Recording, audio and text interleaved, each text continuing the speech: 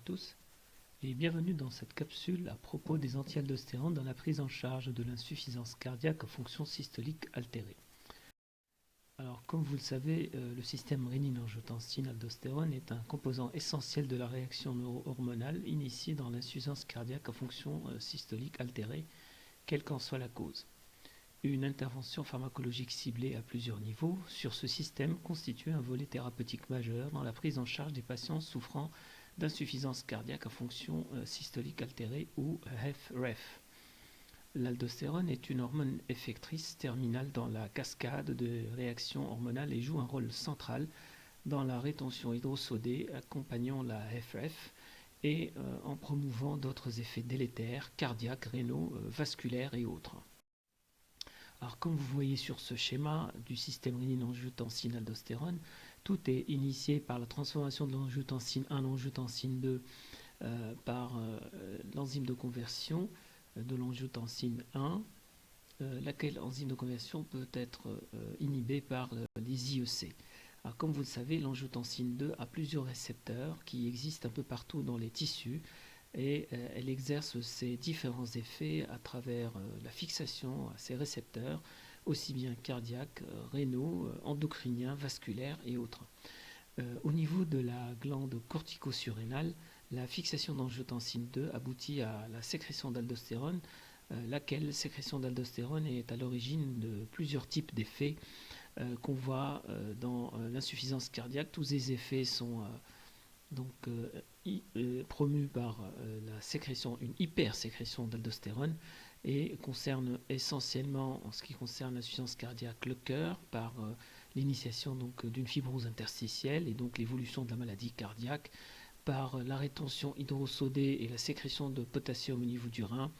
donc d'où la congestion et l'altération de la balance hydroélectrolytique avec d'autres effets concernant la dysfonction endothéliale et même des effets au niveau des plaquettes. Donc les antialdostérones sont la spironolactone et les plérénones qui sont des inhibiteurs compétitifs du canal sodique sensible à l'aldostérone au niveau du tubule distal et de la portion corticale du tube collecteur. Ce sont des médicaments qui ont aussi des effets périphériques autres qu'au niveau rénal.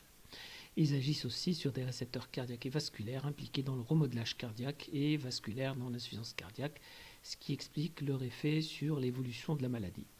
Dans les études cliniques, les antialdostérones réduisent significativement les événements cardiovasculaires majeurs contre placebo chez les patients avec insuffisance cardiaque à fonction systolique altérée. Dans l'étude RALES, la spironolactone dosée à 25 ou à 50 chez des patients à FEVG inférieur à 35% en stade 3 ou 4 de la NYHA a été comparée au placebo et a abouti à une réduction du risque relatif de décès de 30% et d'hospitalisation de 35%. Dans l'essai EPHESUS, les plérénones, cette fois-ci, à la dose de 25 ou 50 mg chez les patients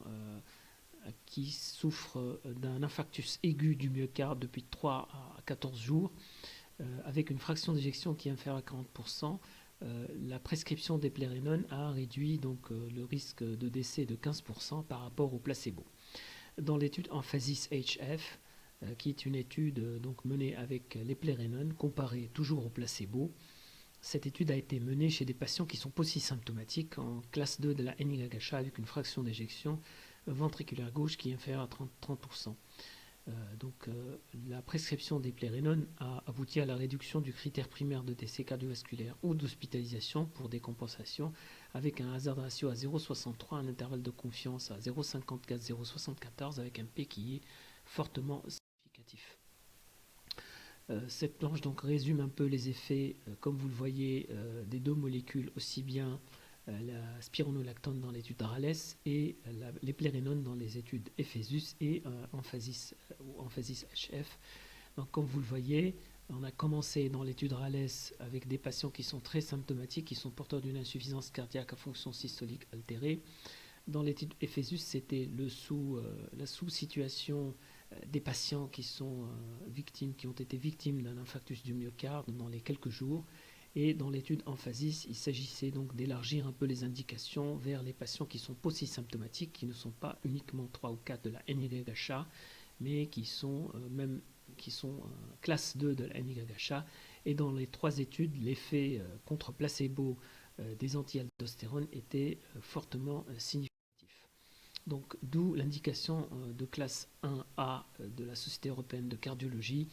pour la prescription des anti-aldostérone en association aux autres thérapeutiques. Et comme vous le savez, dans les recommandations européennes de 2021, cette indication donc, vient immédiatement avec les autres classes thérapeutiques, à savoir les bêta-bloquants, les IEC, les ARNI et les, les bêta-bloquants, les ARNI, les IEC et les glyphlosines, en l'occurrence la dapagliflozine, et donc elle doit être envisagée d'emblée chez tout patient présentant une insuffisance cardiaque à fonction systolique altérée en association aux autres thérapeutiques. Alors pour les modalités de prescription, il ne faut pas prescrire, il ne faut pas commencer le traitement si vous avez une calémie qui est supérieure à 5 millimoles par litre ou si la créatinine dépasse les 220 micromoles par litre. Et il faut une attention particulière si vous associez donc aux IEC et aux ARA2, ce qui est le cas dans l'insuffisance cardiaque, et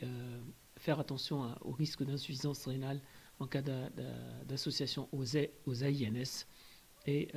précautions particulières pour les imidazolés comme le kétoconazole, l'itraconazole et certaines tétracyclines ou macrolides. Il faut commencer par la dose de 25 mg et titrer jusqu'à 50 mg. La titration se fait après 4 à 8 semaines de traitement stable et il faut à chaque fois contrôler la fonction rénale et la calémie et éduquer le patient pour un bénéfice du traitement et suivi possibilité d'un monitorage à distance avec la télémédecine ou alors